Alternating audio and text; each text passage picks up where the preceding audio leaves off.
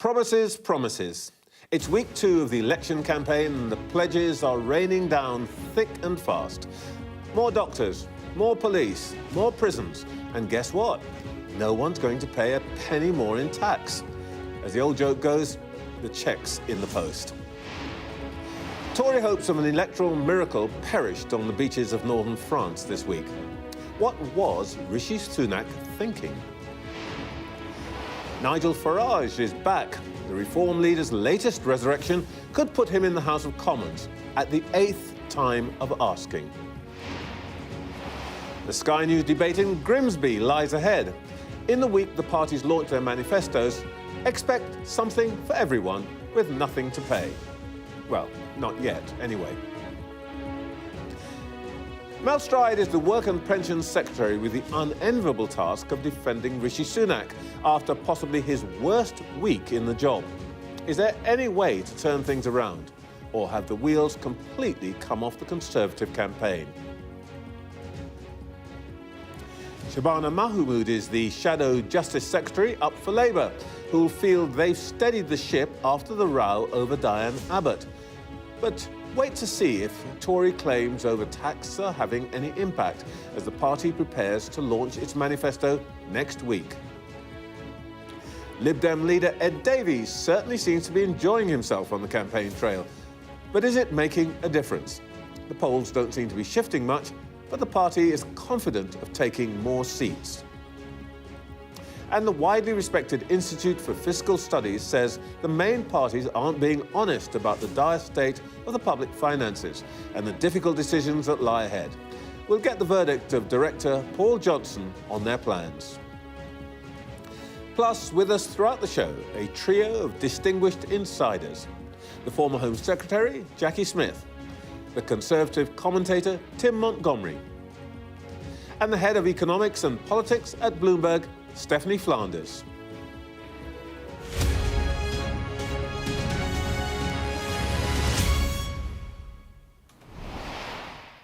Welcome to Sunday Morning with Trevor Phillips. It was the satirist Oscar Wilde who wrote that a cynic is a man who knows the price of everything and the value of nothing. The first draft of history has already judged Rishi Sunak harshly. His expertise with an Excel spreadsheet may be second to none, but there's no moral calculation in which commemorating the sacrifice of tens of thousands in defence of freedom should take second place to the demands of partisan politics. It should have been a sobering moment for everyone in this election campaign, so far largely preoccupied with style and symbols rather than substance. We are a nation faced with near existential challenges. Abroad, war on the continent and the Middle East, the economic challenge of the East, China, now India. At home, an ageing, low productivity workforce and persistent underlying inequality and inflation. All that and the prospect that results of elections to the European Parliament tonight will see a surge of anti-immigrant populism sweeping across our nearest neighbours and biggest trading partner. Perhaps the publication of manifestos and Sky's Leaders programme will this week change the tone. We'll try to do our bit to lift it this morning. Let's start with the Conservatives. A little earlier, I spoke to the Work and Pensions Secretary and candidate for Central Devon, Mel Stride. Mel Stride, is it true that you've had to suspend social media campaigning because the party doesn't have the funds for it? Not that I'm aware of, so that's news to me, Trevor. What I'm aware of is a very vigorous campaign with lots of activity right across the country, fighting for every vote. OK, well, part of what you have to fight for this weekend is, to be honest, the Prime Minister's reputation. He's apologised for his absence in Normandy. Your cabinet colleague, Penny Mordaunt, said on Friday that he was wrong. But I just want to ask this. He's yet to say what was so important that he had to miss the climax of the commemoration for the 4,426 who fell on D-Day. Has he told you what was so important? I've not discussed it. What I do know is that he has recognised that he made a mistake. He deeply regrets that. He has apologised unequivocally for that. In fact, he uses that formulation. Indeed. And I apologise. But if I may say so, yeah. It's a bit odd, and if I may say so, unfair that they're sending you out on the Sunday morning round and nobody has told you why it was that the Prime Minister couldn't stay for the international commemoration, has endured, I guess, 2 or 3 days of criticism over it. You're speaking with the party this morning, and nobody's told you why he couldn't be there? So we know what the other engagement was. Did you ask, by the way? We also know... Did you ask I haven't why he couldn't be spoken to there? the Prime Minister since that, so I don't have any direct discussion that I can share with you that I've had with the Prime Minister. But Trevor, he attended the events in Portsmouth. He attended the British-led I get all that. We've heard all that. He's accepted. And can I just say But with the greatest something? respect, it's a bit baffling. Can I... You've had 3 days of this. You are sent out to bat for the party, and nobody tells you. You haven't asked. The first question is, why couldn't he be there? What was the reason? Well, this was, and I think this has been made public, that there were engagements that were in the diary before the election was called, etc. But the important point here, Trevor, what matters is that a recognition has been made that a mistake has been made, and the Prime Minister has apologised for this. Now, look, okay. I do know, just let me make this point, I do know Rishi pretty well. In fact, I consider him as something of a friend. And I know that he's a deeply patriotic person who cares greatly about this country. Not least, in fact, if you look at the evidence around the cabinet table, you've got Johnny Mercer, our Veterans Minister, the support. Well, I don't think these things can be dismissed because some people have taken a particular interpretation of events. I'm glad you said that, because some of those remarks are very unfair. I'm not interested in his psychology. The point is, the Prime Minister represents this country normally. Actually, President of the United States, Chancellor of Germany, President of France, our Foreign Minister, former Prime Minister.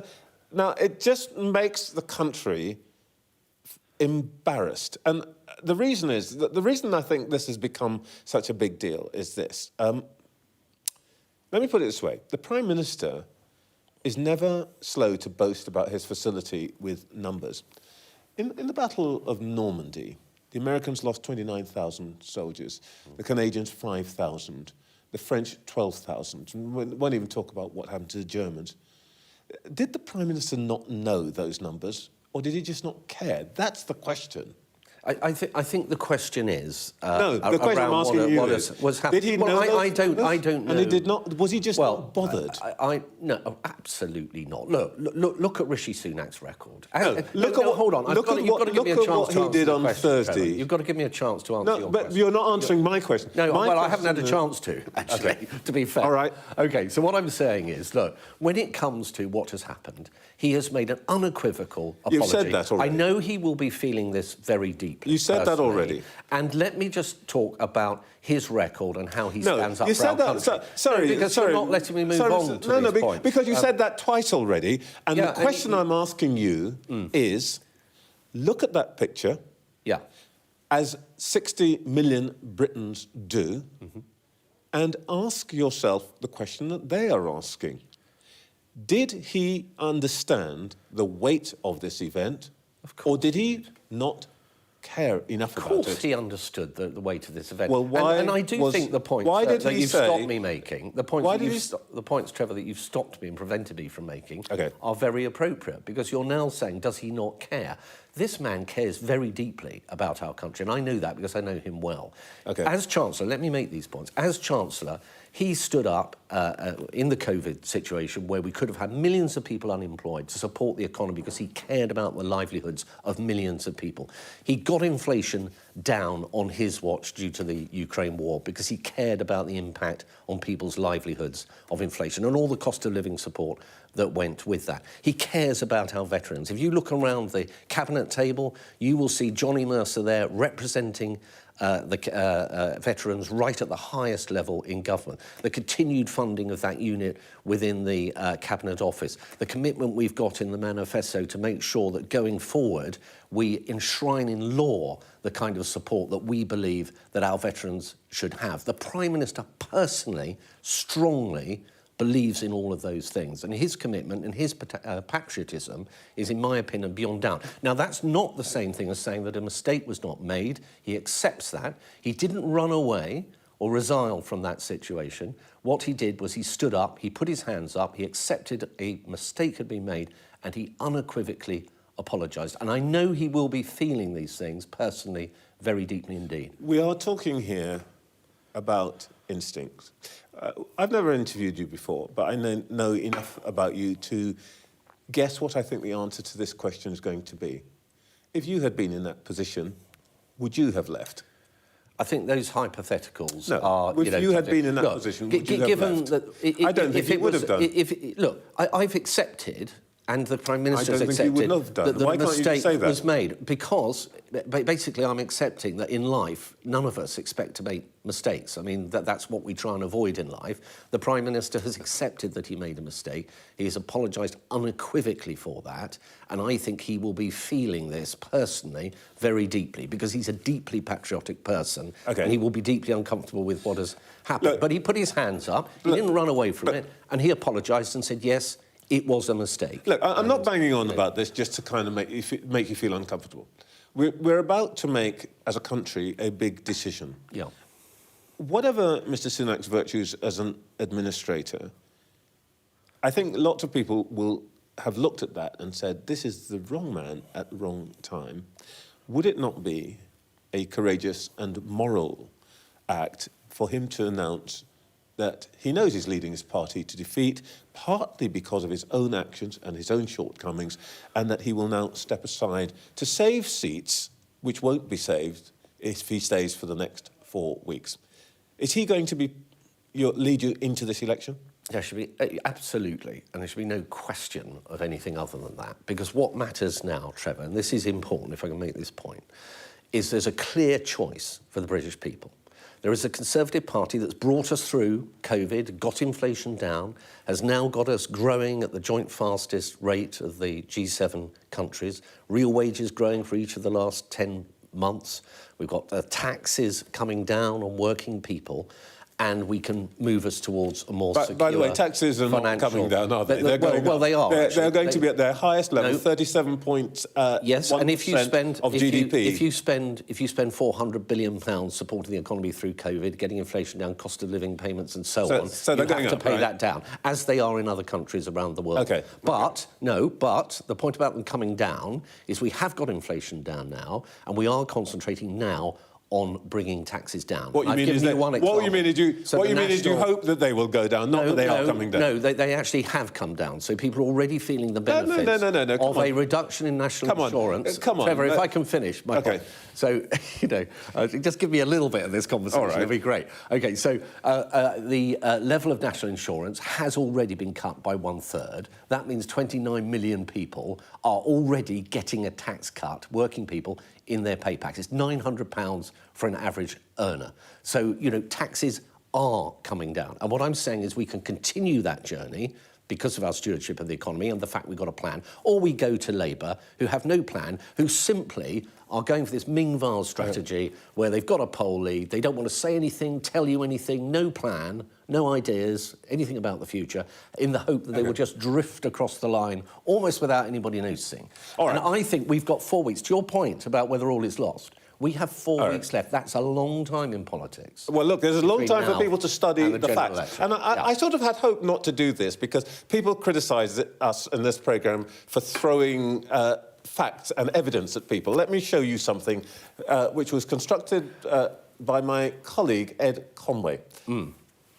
Here is the changes in taxes between 2019, 22, 23, 24. This is on your watch. Over that period, taxes have gone up £13,000 extra. Yeah. Taxes have not gone down, they've gone up. OK, so the point that I was making was that... Can we just agree Yes, with the the facts? tax They've burden. gone up. Right, I've just accepted that, Trevor, and I also said it happened in other countries. You look at the Nordics, you look at Germany, you look at France, you even look at the United States, you will see that kind of pattern emerging. Now, it's not surprising. Those years actually go from about the start of the pandemic through a major external shock with inflation due to the European war, and not surprisingly, that is a cost, coping with all that has had to be borne. That's what you're seeing in those charts. My point was slightly different, which is that I've accepted that, but I am saying that the trajectory on taxes is now downward. And I've given you an example. You said there wasn't one. There's a very clear one. £900 for an average earner, a reduction in tax due to the national insurance reduction that we brought in. We could spend a Very lot of time. significant. We could spend a lot of £900 time arguing about that. But you've told me the basic point. Mr. Sunak is going to stay there. He's going to launch this week new welfare policy, which he called a moral mission. The triple lock on pensions benefits people like me, costing an extra £13 billion a year. You're going to enhance it to make sure that no pensioner, me, pays tax on that. Do you think that's morally right in a country where a child is twice as likely to be in poverty as a pensioner? So we have reduced child poverty in this country by 100,000. No, but you're giving more money since 2010. to old but people. Let's move on to the point that you've made about more elderly people.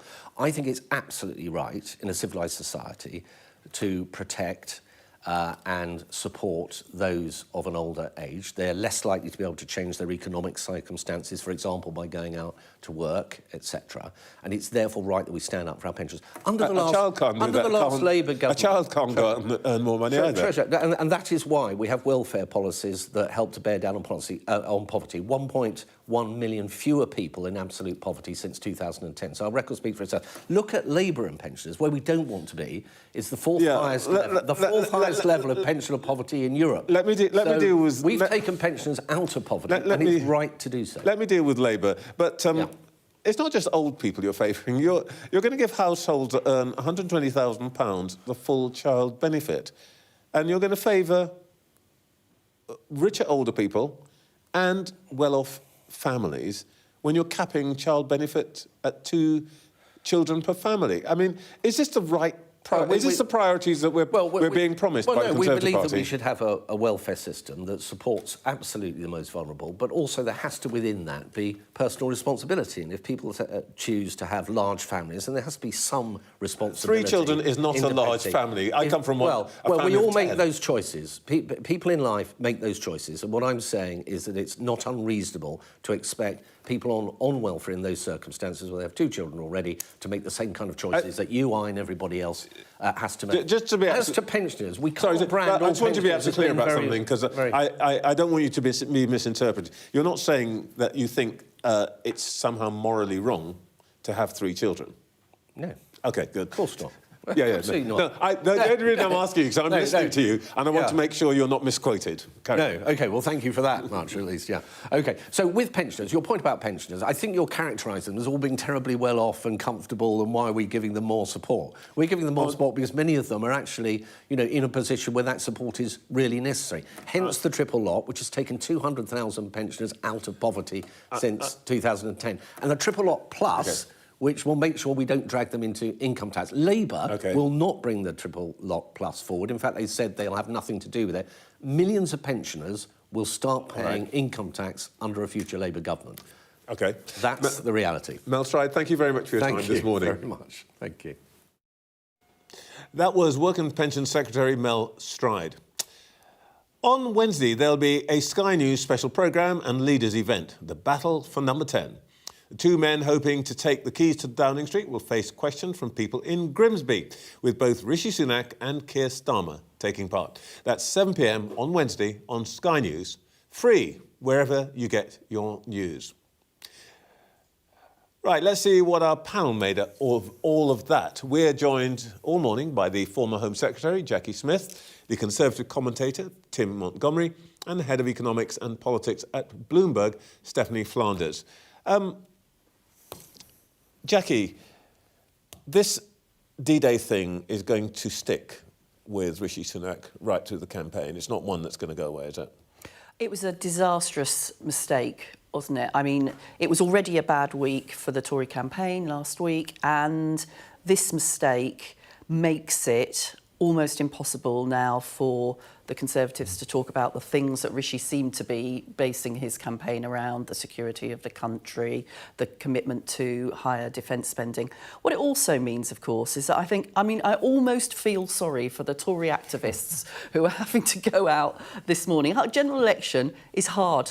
It's hard yards. By the way, as I asked that question, Jackie, so I just realised you were in the cabinet at the time of the famous Gillian Duffy bigot gate, Gordon Brown. and I wonder if you... is it worse than that, do you think, or...? Oh, yeah. I think it's worse. I think it's worse than that. I mean, that was pretty bad, I have to say.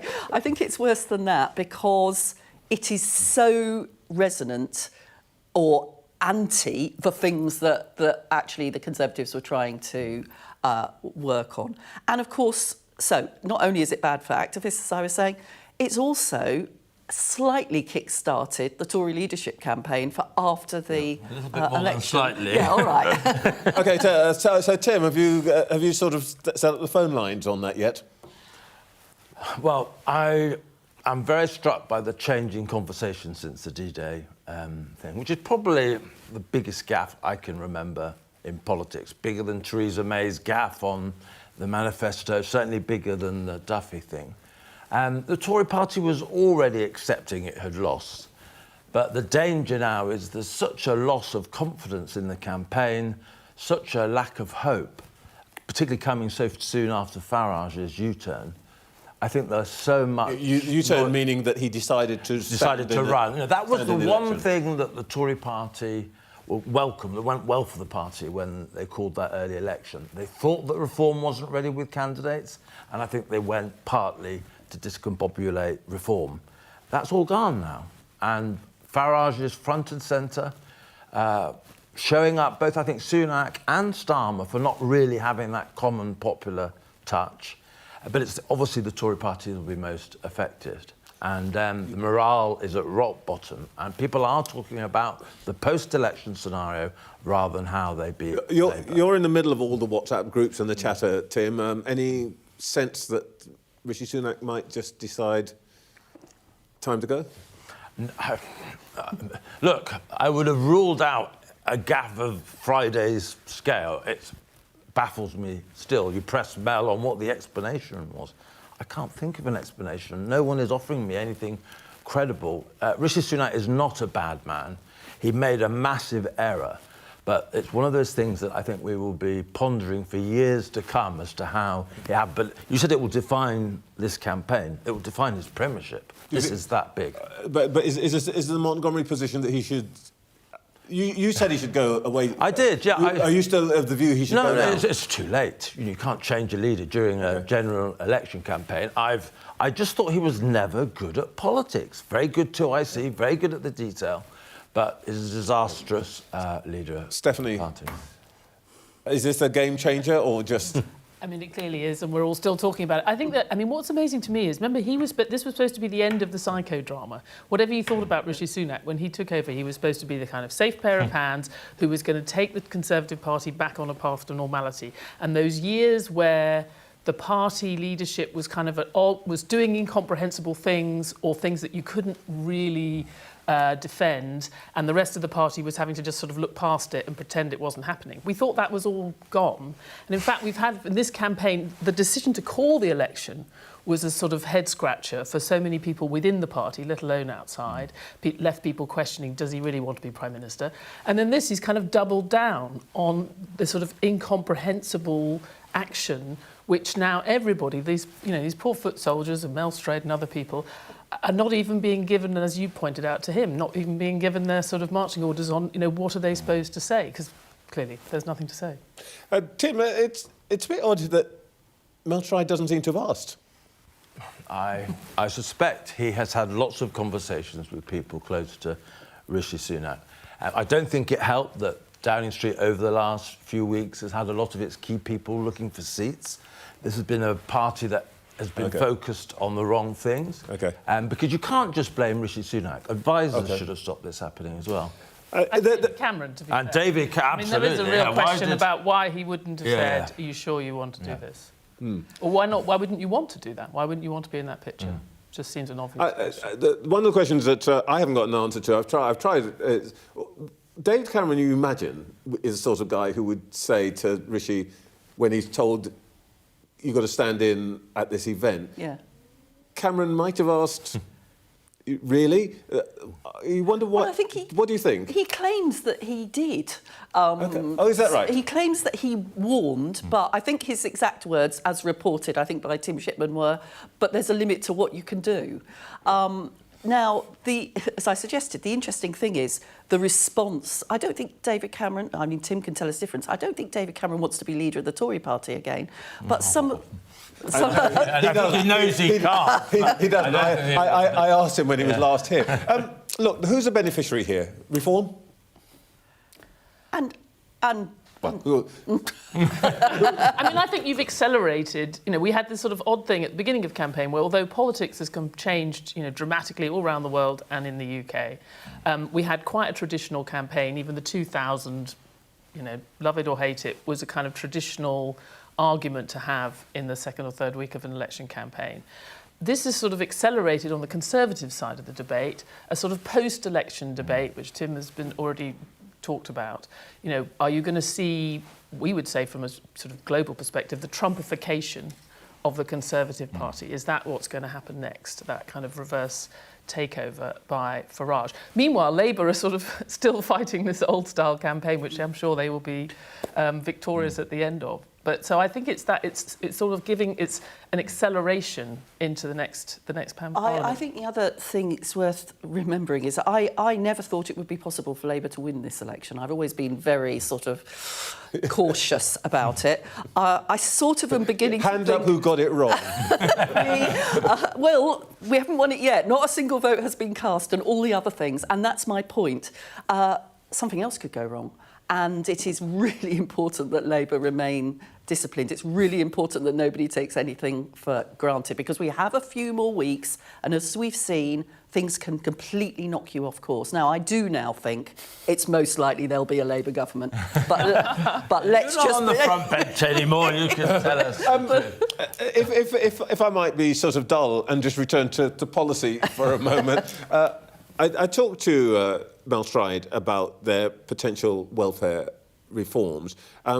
I think that the idea is that what Rishi Sunak calls the moral mission to increase the dignity of work, reward for work, and so on, could be a thing that gives them back, at least, it doesn't give them back the initiative, but at least moves the story on. What do you think, Stephanie? Do you think they've got a shot at making that part of the agenda? Look, I think it should be part of the agenda, regardless of whether you see it as a moral mission. It's an economic mission. And there are so few levers you can pull now to deliver some kind of improvement in the dire growth performance of the last few years. And one of them is to get people back into the workforce. We've had a more than doubling of people every month joining disability, health-related or disability benefits roles since COVID. And that is not changing. It's not actually falling back from COVID. We've already got an extra 1 million people on the rolls. And if it just carries on, I think the Institute for Fiscal Studies has pointed out, it'll add another 1.5 million to those people who are not working, not available for work. And that is one of the things that could make a significant difference to growth. So I think regardless of how you see it, finding a way through that, I think probably potentially more through health policy than through welfare policy, is an economic essential. That's why cutting NHS waiting lists is an economic policy as well as a health policy, as Stephanie says.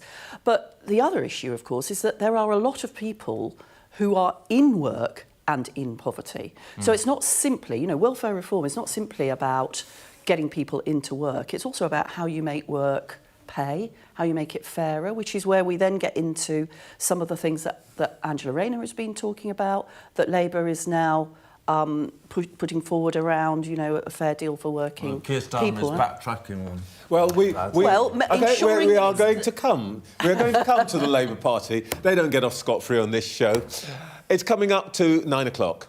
You're watching Sunday Morning with Trevor Phillips. The Work and Pension Secretary has told this programme that the Prime Minister will absolutely lead the party into polling day. Mel Stride said Rishi Sunak made a mistake in not attending international commemorations for D-Day. Well, there's still plenty for you to stick around this morning. Stay with us. Shortly, we'll hear from the Shadow Justice Secretary, Labour's Shabana Mahmood. Plus, could the Liberal Democrats become the official opposition? Their leader, Sir Ed Davey, will give us his pitch to the nation a little later. And expect promises galore as we enter the start of Manifesto Week. What could they mean for balancing the books? The director of the Institute for Fiscal Studies, Paul Johnson, will give us his take. Let's turn to Labour now. A little earlier, I spoke to the Shadow Justice Secretary and candidate for Birmingham Ladywood, Shabana Mahmood. Shabana Mahmood, you are at the meeting which decided on the party's programme last Thursday. Is it all done and dusted now, agreed? Yes, the manifesto is agreed. I was told that not everybody did agree, that there was no formal vote and that some, including your biggest union backer, Unite, said they couldn't support some of the policies in the manifesto. Is that true? Well, there was a huge amount of positivity in the room. It was a shorter Clause 5 meeting than others that I have been to before previous general elections. And actually, at the end of the meeting, we endorsed the manifesto by acclaim, which is unusual for the Labour Party. So it was a very positive mood in the meeting. Of course, one or two of our trade union colleagues had particular policies that they wanted to push further, but, you know, the mood in the room was very much that, you know, we were going to remain fiscally credible, make sure everything was fully funded, fully costed, and that's what we did. Oh, that's very interesting, because Labour Party is usually pretty much a stickler for formalities, and you actually have to vote. What you're telling me is that there wasn't a vote. Is that because some people said they couldn't support some of the policies, so this acclamation thing is a way of just getting it by? What were the things that were sticking points? Well, honestly, it was by acclamation at the end, by the will of the room. There was a huge amount of positivity. People could see that this is a programme of change. Hopefully, when it's unveiled, everybody in the country will be able to see that as well. Look, Unite have some areas of policy where they would probably want us to go further, but they did not push any of those issues to a vote. Interestingly enough, so would one of those be? I think they're pretty cross with you about the oil and gas thing, that you don't want to extend exploration in oil and gas, which they say will cost their members something like 30,000 jobs. Well, we have a disagreement because we don't believe that we will be losing jobs in the oil and gas sector. We will have a strategy for the North Sea and a fair transition that actually creates many more good jobs, not just in Scotland, but across the rest of the country as well. So we have given assurances to not just trade unions, but workers in those industries, to people in Scotland in particular, where lots of these jobs are based, which with credible figures that have been backed by independent experts that say that our plans will create many more jobs than any that might be lost ultimately from the oil and gas industry. I'm only reading this from what Unite's published, that they're saying that there's something like 35,000 jobs that could be assured, and they want Labour to specify that that's going to be the case. Is that in the... has Labour actually agreed that it's going to protect those jobs or not? As we've said, workers in this industry, we are going to retain this industry for many more years to come. Oil and gas will continue to be a part of the picture for the UK, and we will have a fair and just transition. We know that we will create more jobs. Yeah, that's not what they asked you. They asked you to keep the jobs. No, they recognise that actually change is coming. The issue is speed and transition, on which we were able to provide assurances on plans that have been backed by independent experts. We will create over 100,000 jobs as part of our plans. These are good quality jobs in the same sector for people to go into. I'm sure that all of this was said to them, but it sounds to me, if I may say so, that they don't really have that much confidence in those assurances. I think that's a matter for Unite and their own internal management of their union. But what I can tell you is there was a huge amount of... But the point is, if you guys come into government, actually, that'll be the first thing that you're going to have to deal with, opposition from your own people. Oh, well, look, you know, we are focused on the general election, fighting for every vote all over the country with a clear plan and a clear choice for the British people. 5 more years of chaos with the Tories, or the chance to turn the page, stop that chaos and start to rebuild our country. That's what we're focused on. The reason I'm asking this is that we see this morning that another big union leader, Gary Smith of the GMB, dismisses the change idea that's on your leader's rostrum as nothing more than, I'm quoting here, a snappy election slogan. They're not that enthusiastic about the programme. And this sounds to me as though what's emerging here is not so much the Labour movement's programme, but Keir Starmer's programme. Well, I haven't seen those comments, but what I can tell you is that the GMB and others were in the room. We discussed every line of the manifesto. It is a lot more than a slogan. It is a serious plan for change in our country.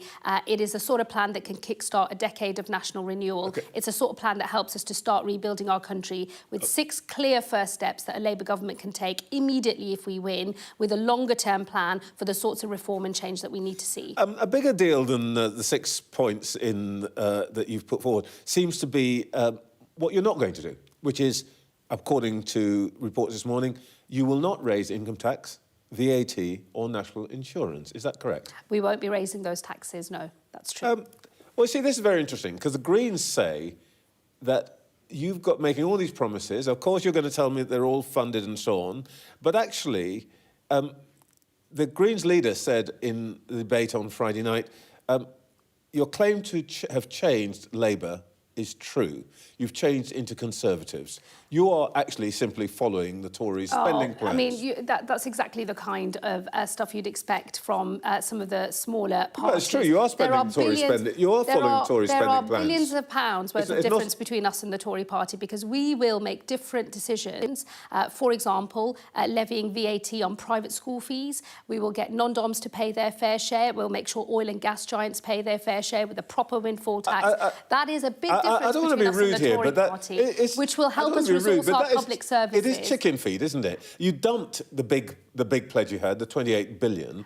Well, literally, you guys came in week after week and told me we're going to put 28 billion into a green prosperity plan until, I think, February, at which point the 28 billion was no longer public money. Look, you're Trevor, going to get it off the private sector. Look, Trevor, firstly, we're not going to make any unfunded spending commitments, and we are all living you were making in the them like nobody's business last autumn. We are now all living in the economic reality left by Liz Truss and the Tories when they crashed the economy, which is still having a huge impact on family finances all over the country. So our fundamental promise to the British people is we're not going to make promises we can't keep. It's to be the same as the Conservatives. We are not going to put your household finances at risk. And every single proposal that we have made is fully funded, fully costed. And that is different from the Conservatives, actually, because look at what they've started this campaign with. Firstly, telling lies about our proposals, but also scattergun, proposals put through the Tory desk barometer, anything and everything, all paid by the same pot of money. So there's only one party at this election that has credible, costed plans that will start making an immediate difference to the lives of British people all over the country. More doctors' appointments, more teachers and more police with Labour. That's what's on offer at this general election. And that is a game-changing change for people all over the country. Well, the scale of it is what we're talking about. Let's take an example in your own field. You're going to have more doctors, and so on and so forth. You're also going to have more prisons in your first term to ease the pressure on jails, which everybody agrees, crumbling, overcrowded, violent. But you know what I'm going to do now? Let's take a look at the prison population, the trend. Last time we spoke, actually, we started to talk about this. That blue line at the right-hand side is the median trend. Actually, prison population could go as high as 114,000 during your term in office if you're elected.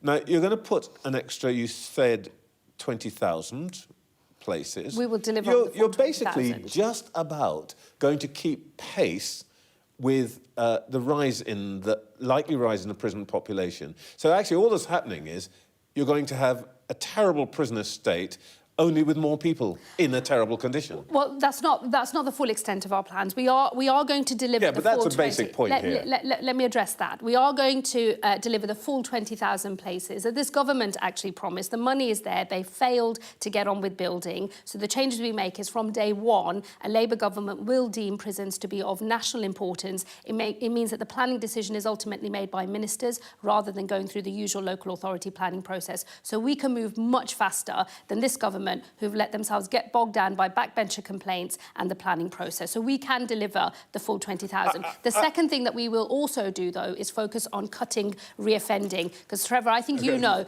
80% of offenders are reoffenders. So if you sort out reoffending, you can help deal with your capacity crisis. It's going to take you time to do that. No, but there are changes that we can make. And, of course, it's going to be a long-term process because the government has lost control of the prisons. To make a dent. The government has lost control of the prisons system. It will take some time to put it right, but with a government that can get building quickly and a government that is focused on cutting reoffending, which is a strategy for cutting crime and keeping the public safe, as well as dealing with capacity issues, we can start to make a dent in this crisis. All right, let's talk about something which doesn't involve spending money or not spending money. It's reported that you plan to put an age cap of 80 on the membership of that House of Lords if you become the government. I just wanted to ask you about this. Here are some of the people who would get the boot. Joan Bakewell, Melvyn Bragg, Ming Campbell, Ruth Deach, Alf Dubbs, Brenda Hale, Michael Heseltine, Michael Howard, Neil Kinnock, Norman Tebbit, John Prescott, David Owen. Amongst people who wouldn't be allowed in, Margaret Hodge, Margaret Beckett, Bill Cash. It's a pretty classy bunch to throw on the scrap heap. Is Labour being a bit ageist here? You will have to wait for our manifesto. I'm not going to unveil all of the things that are in the manifesto. There's some policies that we've already. But would you support that? Would you support that? I'm not going to comment on what might be unveiled in the manifesto. What I will say is that House of Lords reform really matters. We want to see ultimately a smaller second chamber. We want to see it more reflective of the regions and nations. There will be some reform of the House of Lords. There will be some reform of the House of Lords. You'll have to wait for the manifesto to see what it involves. Well, all I can say is that somebody who's a few years senior to you, you know, I'm a bit anxious about being thrown out next week. All right. Last point. In the debate this week, your leader said, in answer to a question, that if he had a loved one on a long waiting list for surgery, he would not use private healthcare. Now, according to a YouGov poll, after that, 72% of people who say they intend to vote Labour do not agree with him. Do you? I do, but I also acknowledge that these are personal choices, and I'm not here to judge the personal choices that people make when they have a loved one who is unwell. It's all very much dependent on people's both individual finances, but also on their own personal values. So are you saying you would have said the same thing as Keir Starmer? Yes, I don't use private healthcare. I never have. And I can't see the circumstances in which I would. These are personal decisions. He was asked a personal question. He did the right thing. It's ideology over compassion, isn't it? He answered it honestly. This is somebody who's got a long-term life experience, actually, with his mother's illness of the National Health Service. He believes in the principle of a public service, and you know that means you have a values-based view about a public service against private. Shabana Mahmood, thank you for your time this morning. Thank you. That was Shabana Mahmood. We're just going to pause for a moment because I have to interrupt to bring you some breaking news from Greece. It's pretty grim. The Reuters news agency is reporting that the deputy mayor of the Greek island of Symi has said that the body of British TV and radio presenter Michael Mosley has been found in a cave on the island. That came through in the last few minutes, a report from the Reuters news agency quoting the deputy mayor of the island that Michael Mosley's body has been found in Greece. There will, of course, be more on that on Sky News following this programme.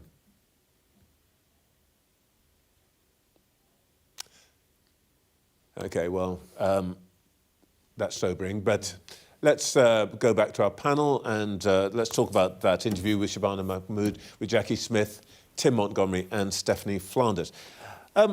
Stephanie, one of the things that seems to me to be happening is that everybody thinks Labour's going to win. OK. But in demonstrating that Keir Starmer has control over the process and the party, I wonder if what's happening is he's storing up trouble for a potential Labour government. There's obviously something going on with the unions, who don't like the fire and rehire provisions within within the manifesto. We don't know the detail, but that's one of the issues. The thing with Diane Abbott, though resolved, I think has left pretty sour taste with black voters particularly, and though I couldn't talk to Shabana Mahmood about it because it would involve her constituency, which we can't get into in the election period, Muslim voters who are disillusioned, I guess is the right word, about this party stance on Gaza. Is the Labour government going to start with some debts to pay on, some trouble? I mean, I think if they start with a commanding majority, which looks like to be on the cards, I think it's one of those things that we wouldn't see immediately. It certainly would mean you might have noises off, you might have rebellions, and that's obviously something to deal with. But if you go back to even in the sort of Tony Blair era, you had some sort of strategic enemies that were made in order to send a signal. I think you could argue that there's been there's been a lot of those, and I think obviously the awful conflict in Gaza has kind of created a lot of ill feeling and tension within the party. But I think it's not for the next couple of years that you will see that. Potentially you would see it down the road if people felt that they had been seriously alienated and they weren't being listened to. But remember, this is a party that had won over hundreds of thousands of people to the Corbyn agenda, many of whom are still formally part of the party. And they've been more or less forgotten in most of these promises. I think that the bet is if we are effective in government and if we can actually start to deliver, it's not going to matter. We may be talking about it, in 5 years' time as a problem, but I just don't think it's a next month problem. It's an interesting thing, isn't it, in politics? You're partly defined. In fact, I personally always think people in politics are more defined by their enemies than what they say they're going to do. But you've got to make sure that your enemies are kept in check. And that presumably is something you had to deal with in the Blair era. We didn't have any enemies, Trevor. I don't know what you're talking about. You are right, of course, and to that extent, you sort of questioned Shabana about the sort of rather arcane process, the Clause 5 meeting that determines and approves the Labour Party manifesto that's going to be published next week. I wish that everybody had arrived in that room and there was peace and harmony and it had been signed off in 5 minutes, but that was never going to happen. And actually, given that one of the Tory charges against Labour, illegitimately I think, but nevertheless it is, you're controlled by the unions. The fact that there is a sort of semi-public skirmish going on with the unions about the extent to which Labour is actually going to maintain a pragmatic and business-friendly approach to the way in which it nevertheless improves conditions for working people isn't necessarily a bad place to be. What I think is a bigger problem almost than some of those enemies is, let's not be under any misapprehension that if Labour wins this election, they win it at an enormously difficult time. We've already talked about the fiscal challenges that a government will face. The geopolitical position is incredibly difficult. This is not going to be, if any honeymoon at all, an easy time to take over in government. Oh, that's interesting. There's a world in which Rishi Sunak says to the Tory party, Dodge the bullet. Look what I've done. I've given you the opportunity to step out of government at the time when it's... It was a master plan, Tim. Well, look, back to Sunak. One of the weaknesses of Rishi Sunak is that he isn't a great listener. I think partly after the Liz Truss episode, I think he had a low opinion of Tory members and a lot of Tory MPs, and he thought, you've got me, the grown-up. And they don't listen to alternative views. I mean, my experiences of all the Tory Prime Ministers since 2010, they are least open to other voices. So what Jackie said, I agree, it's good for politics, but government, you have to have alternative voices. My worry about Keir Starmer is that the message he's sending out to Labour people who may have something to offer him in government is that if you step out of line, I'll be brutal. You need a very different, more collegiate approach to governing a very complex world. And I'm worried that he is focusing on electioneering and governing is much harder. OK. Let's go to a break. But before that, a reminder that the Politics at Jack and Sam's podcast is out every day during the campaign. Scan the QR code, which is going to appear magically, to listen. Once our show's finished, of course. It's a great heads up on what's coming up in the political day every morning, and it's free. So wherever you get your podcasts, you can scan the QR code on the screen now to listen and subscribe.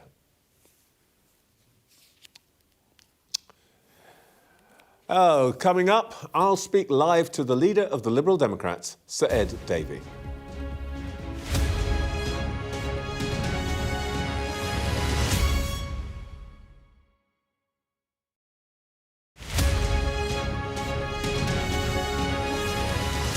Westminster may seem far from Grimsby and Cleethorpes, but not for long. With a general election around the corner, we're bringing you Sunak versus Starmer, live from Grimsby. Putting their cases forward and facing questions from a live audience. Who will convince you to give them the keys to this place? The battle for number 10. Get the full story first on Sky News.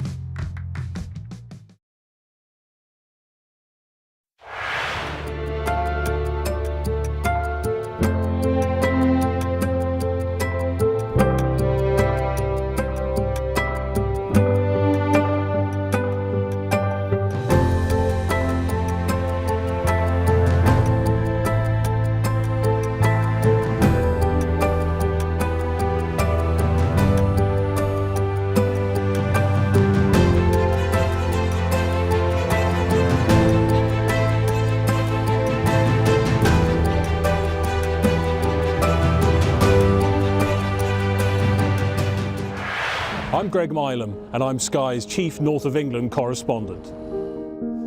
I've reported from around the world and around the UK. I'm Mark Stone, I'm Sky's US correspondent based here in Washington, DC. And beyond the United States, from across the world, I report on the biggest stories. I'm Stuart Ramsey and I'm Sky's Chief Correspondent. I'm David Blevins and I'm Sky's Senior Ireland Correspondent. I remember some of the worst of the violence here. I'm Alex Crawford and I'm Sky's Special Correspondent based in Istanbul.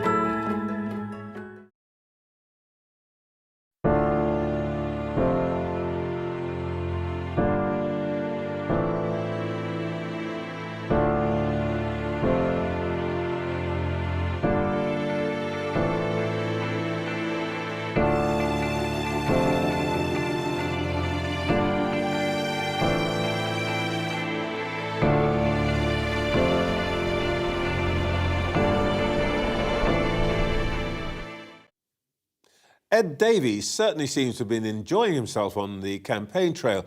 We've had famous photo ops from falling off paddleboards to going down water slides. There was also a very powerful film where he spoke movingly about his own caring responsibilities for his disabled son, John. The polls haven't moved much, but the Lib Dems are confident of taking seats from the Tories. So what can they really achieve? I can speak now to the leader, Ed Davey. Good morning. Hi. Good morning. Today you've announced plans, if you were in government, to spend on providing 1,000 extra hospital beds, fully staffed. You say it will cost £280 million up front, plus 400 million each year. That's on top of 8,000 new general practitioners and unspecified amount you want to spend on repairing hospitals. Did you find the magic money tree down there in Dorset? Well, first of all, Trevor, can I thank you for taking me from Dorset, because it's meant that I can take some time with my family here at my mother-in-law's. But in terms of our health policy, we're putting health and care right at the centre of the Liberal Democrat election campaign and manifesto, which we'll publish early next week. And when we do that, you'll see that everything has been fully costed. And we've been, as you've rightly said, throughout this campaign, we've been announcing a number of our health and care policies, whether it's more GPs, whether it's more beds, whether it's supporting carers. And each time we've done that, to be fair to us, we've said where the money is going to come from. So on the care policy, free personal care and making sure we've got more care workers by paying them properly, we've said we would reverse the Conservatives' tax cut for big banks, and that would raise £4.3 billion. When I talked about mental health for young people and children, we said we'd increase the digital service taxes on the social media giants, the likes of Amazon and Google as well. So I think it's, unlike the other parties, we've actually already begun to show very clearly where the money from for our health and care policies would come from. It's really important because NHS and care needs a significant boost. It's in a real crisis at the moment, and it has to be the priority for people, their families, their communities, and indeed the country. It has a big impact on the economy, actually, and that's why we're making it so important. This is an unfamiliar situation. Now, I can't remember how many general elections I've covered, getting on for a dozen, I suppose, and in most of them, Liberal Democrats could be counted on to say one thing, which is that you're going to raise taxes on personal incomes to pay for something in health or something in education, and that you would criticise the other parties for being dishonest about their spending plans. Are you sure you're not joining them? Not at all. The reason why we're not going to increase personal taxation is the Conservatives have already done that, and they've got eye-watering plans to continue to do that into the next Parliament. And when people are suffering with the cost of living, with high energy bills, with rents, with mortgages, with food prices, I think even higher taxes is just the wrong thing to do. So we have looked around really carefully at the sectors of the economy where there are companies and banks and so on who are actually doing incredibly well. So we were the first party, for example, to call for a windfall tax on the oil and gas companies, because we could see their huge profits based on the rise in oil and gas prices when Putin invaded Ukraine. So we've tried to make sure that the tax system is going to be fairer, and that means not more taxes on people. They're paying enough already, but taxing things like the banks, the social media giants and the oil and gas companies. OK, well, let's see if it actually measures up to the task. The Health Foundation said last year that under the central projections, an additional 23,000 to 39,000 beds would be needed in 2031 to deliver 2018-19 rates of care.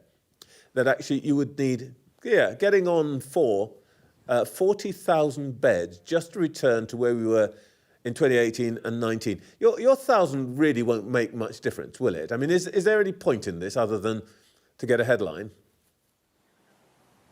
Well, Trevor, I haven't read that report, but what I can say, and I don't think whether the report would have looked into this, one of our key messages this election is to make sure that people can get care in their homes and in care homes, more care home places. And we're doing that in a number of ways.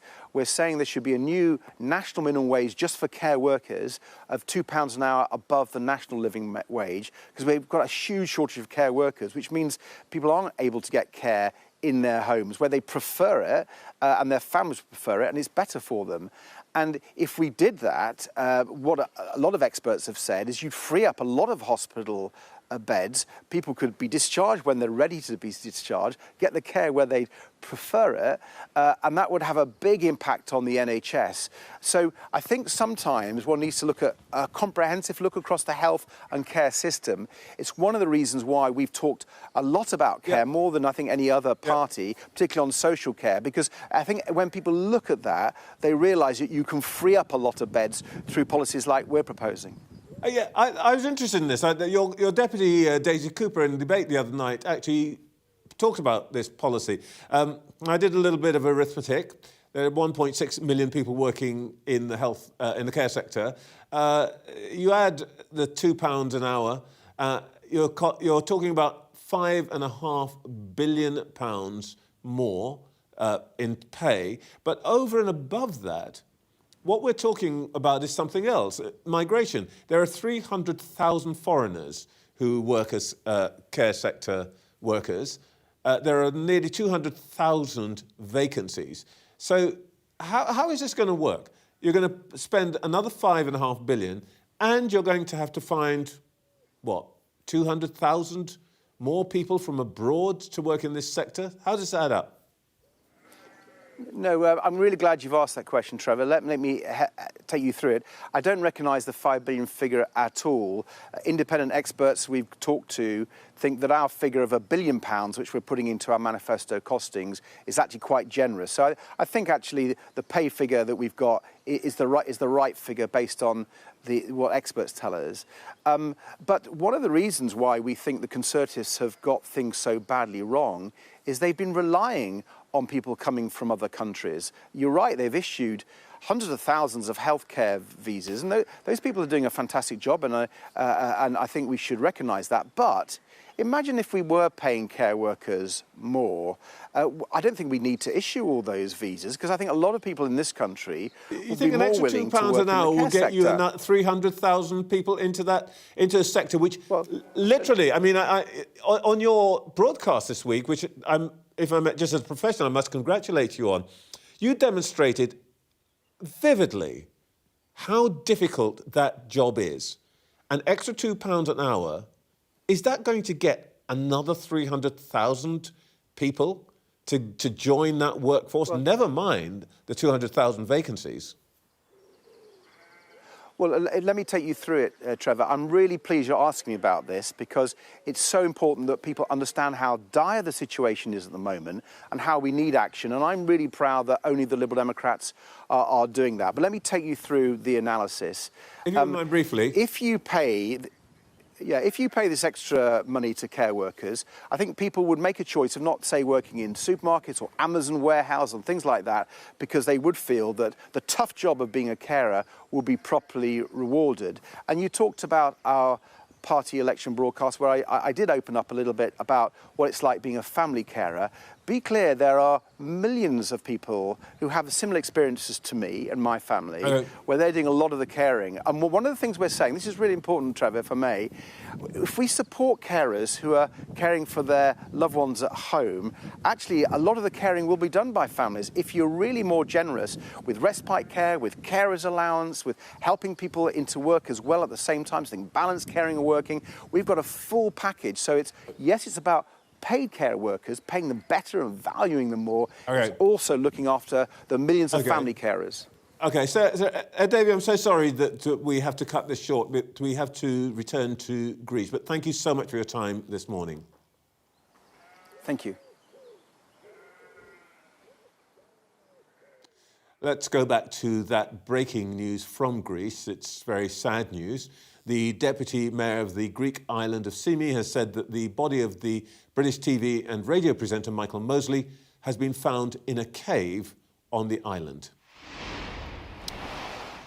Sky's Sadia Chowdhury is live on Simi for us. Good morning, Sadia. What can you tell us? Good morning, Trevor. So we're on Pedi Marina, which is actually the last place that Dr. Mosley was seen when he was walking past on that CCTV. And just in the last half an hour, the Deputy Mayor issued that statement saying that Dr. Mosley's body had been found. We understand it was just outside of a cave. We've just spoken to the Mayor of Simi, who told us that he was the one that found Dr. Mosley, and he said he'd been out this morning with a local television crew doing interviews in that area, and that they filmed something on their camera which they weren't sure what it was, and they returned back to the marina and had a look at it. And when they realised what they were looking at, they sent the Coast Guard to that place to have a more thorough search. And it is a place that is not easily accessible. We were in that area yesterday. You have to take a water taxi that comes every 20 minutes, or the other way to go is to walk, and it is believed that Dr. Mosley may have walked there because it is in the direction that he was walking, that he was believed to have been walking. And the Mayor yesterday had said that he was pretty confident that that was the location where they would find him. He was so confident, he said they would find him yesterday, and it turns out they found him this morning. And just as we arrived at the marina, an ambulance came here with a stretcher and took off on a boat down over my right shoulder.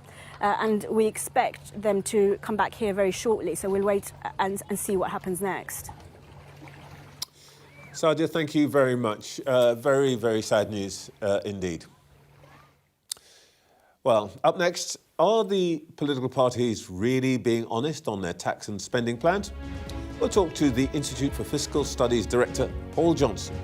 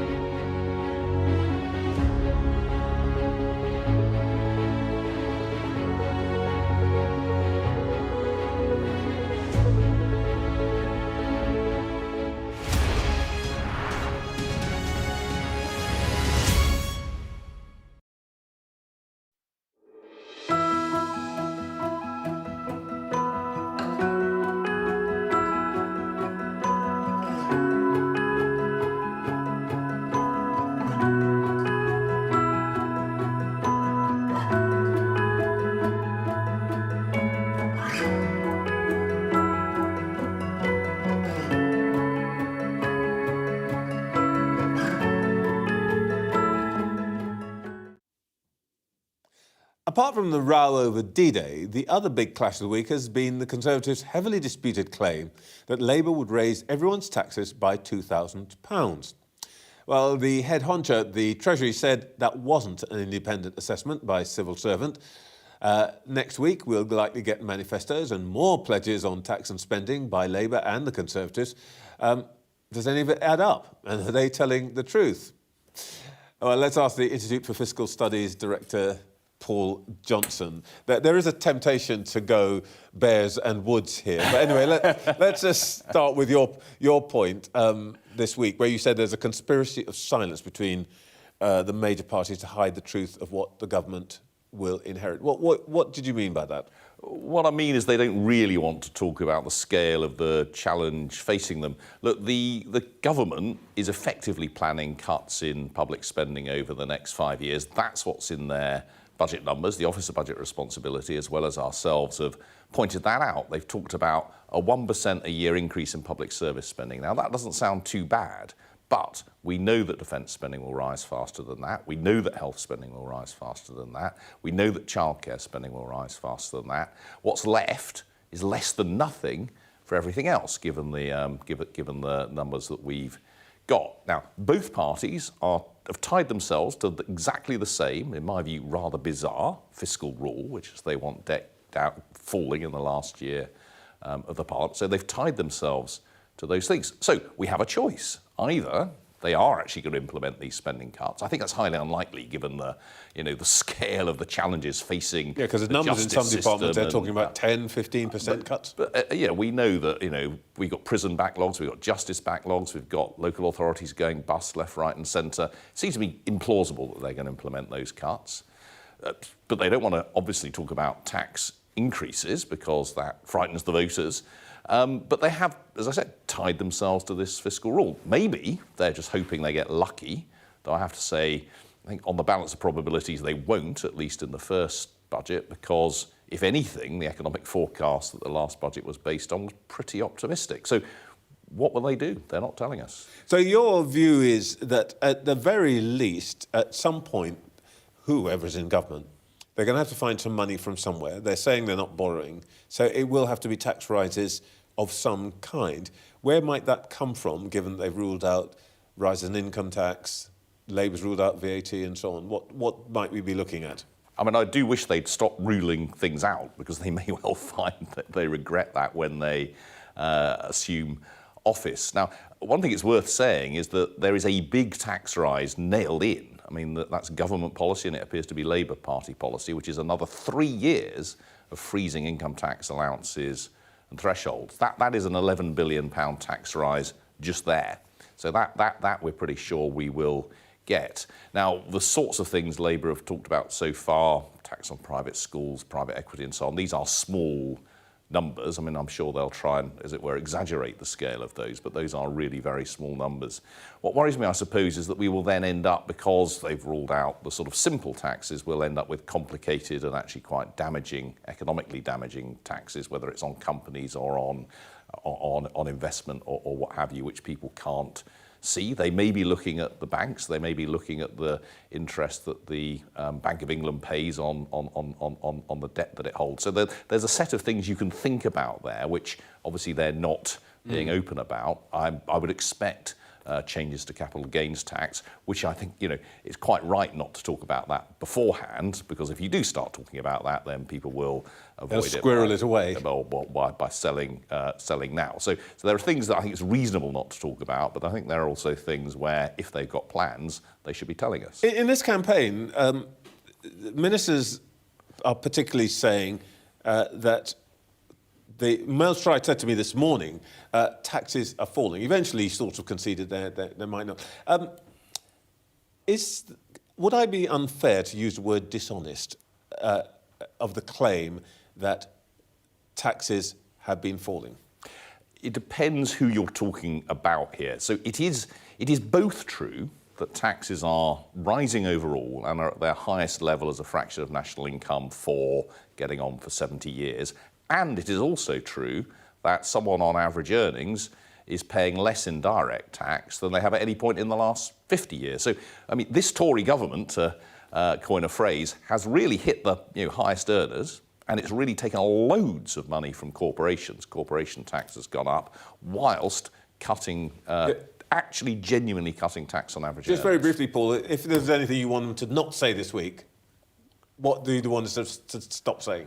Well, I wish they'd just stop saying what they're not going to do, because they tie themselves in knots. The more that they say we're not going to increase council tax or reform council tax, we're not going to increase income tax, we're not national insurance contributions and so on, the more they tie themselves into doing either just not being able to raise the money they might need, or raising it in ways that are actually more damaging than it would be if they were to do the more straightforward things. Paul Johnson, thank you very much. And no doubt we're going to have this conversation again.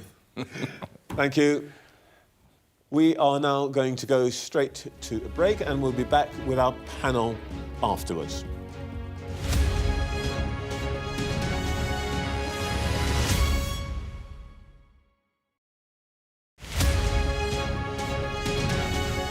Why are children not writing for fun anymore?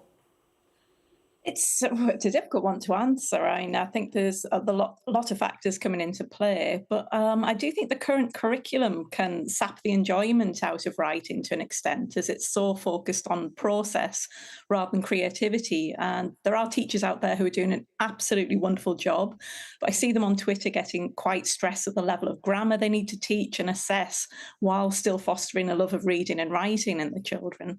Nowadays, there's instead of younger kids reading and writing as a hobby, what they do now is they go more on technology, for example phones, laptops, and even though there's lots of benefits that come onto that, it's not like they're even using ebooks on the technology, which they could do, but they still just don't. I wouldn't say screens are necessarily the enemy as well, because there's my background is actually in video games, so I've done work kind of writing in video games myself, so I'm partly the culprit. Well, you manage both. You manage both. But there's wonderful tools like Twine, say for children who may not pick up a pen and paper and write. It's actually free software, and they can go online and create actual branching stories, so choose your own adventure kind of story games, and it's so easy to do. So there is technology like that that could actually encourage children to write that maybe don't want to sit down with a pen and paper.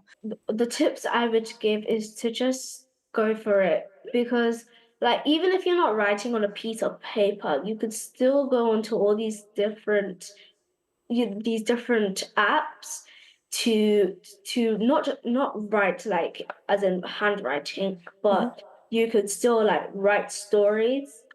For example, there's Words, Google Docs, all these different things you could use to write, yet people still don't do it because I feel like they choose not to. They could, but they still choose not to.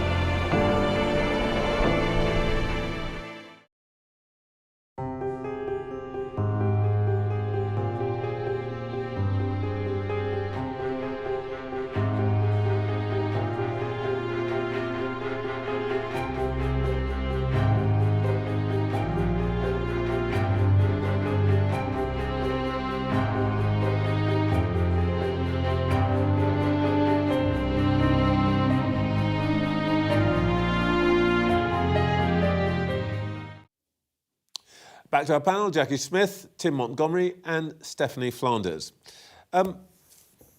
Jackie, Ed Davey, I didn't get to ask him this because we're a bit squeezed on time, but it is now not unthinkable that the Liberal Democrats could emerge as the opposition, the main opposition, if the Tories really collapse. Ed Davey leader of Her Majesty's opposition. What would that be like? Well, it would be pretty seismic change, bearing in mind, of course, that they're the fourth largest party in Parliament at the moment, behind the SNP. Oh gosh! Can you imagine the SNP being the Her Majesty? Oh my goodness me! I couldn't imagine that. And I understand that Tories are now reaching for their history of 1993 in Canada in terms of what can happen to a party. If I remember rightly. They were reduced to two seats in by a party that happened to be called Reform, which then reversed into the Canadian Conservatives. Yeah.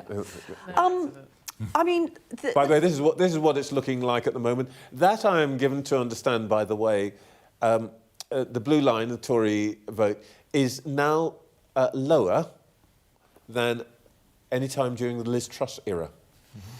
I mean, I know it wasn't a long era, but... It was long enough to do all the damage that it did. Indeed. I mean, this is the change, isn't it, that we're talking about. And the Lib Dems have had, you could argue, quite a good campaign. We were mocking them in the first week for all of the stunts, but Ed Davey has sort of carved out this area, talking about care, showing a bit more about himself, which I suspect may be attractive to some people who are looking at somewhere else to put their vote. Stephanie, you said earlier on, of course, there are trends right across the world. Trump in the United States. Tonight we will probably see the advance of what people call I prefer nativist right rather than far right and all that, but of parties like Marine Le Pen's and so on. Do you think what we're seeing is actually a shift in politics, or simply just a rejection, I beg your pardon, of the status quo? What, for ours, called a revolt? I mean, there's a cultural reaction to, by a large chunk of the population in many of these countries, to a feeling of having been excluded, to having had, their voice having not been heard. And we've seen that on the left and the right, but I think it is clearly much more stronger on the right at the moment. I mean, the interesting thing about the European elections and what's happened to those parties, and you look at is that there's an enormous contrast opening up. They agree among themselves, whether it's Marine Le Pen or the Alternative for Deutschland or Meloni's party in Italy, that they don't like the system and that they're all kind of outsiders. But then when they go one step beyond that, we're actually seeing in real time in Europe that they are very distinctive in their policies, and actually Prime Minister Meloni is working much more towards the centre ground, and if the centre is smart, they will try to sort of pull her in. Especially Alternative Russia, for Deutschland is actually suffering because they've had a lot of scandals, and even the rest of the right in Europe don't want to touch them. So I think the next stage of this will be the fundamental differences, just as we discover post-Brexit, that there's some pretty big differences between on the right of the Tory party. There's an odd thing here, isn't it, Tim? The people who campaign to leave the European Union campaigned, I think, in the hope that British politics would take a turn in the direction of the right, the small state, and all of that. On the continent, actually, in a way, that's where it's going, though, as Stephanie says, it's complicated in different places.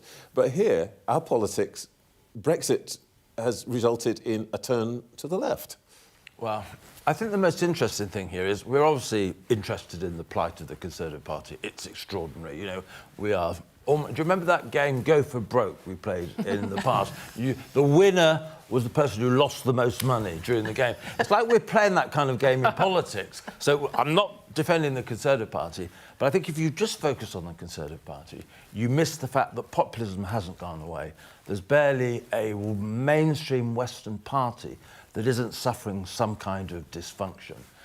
If we start to focus on the commonality of that decay and that unhappiness, we're actually going to get closer to solutions. This isn't a British phenomenon, it's not a Brexit phenomenon, it's a Western world problem. And the scenario that you talk about, though, just imagine on the other side of the election, if Liberal Democrats are the second biggest party in Parliament, that will be in a situation where the Reform will have outpolled in vote terms the Conservatives, yet won far fewer seats than any of the three main parties.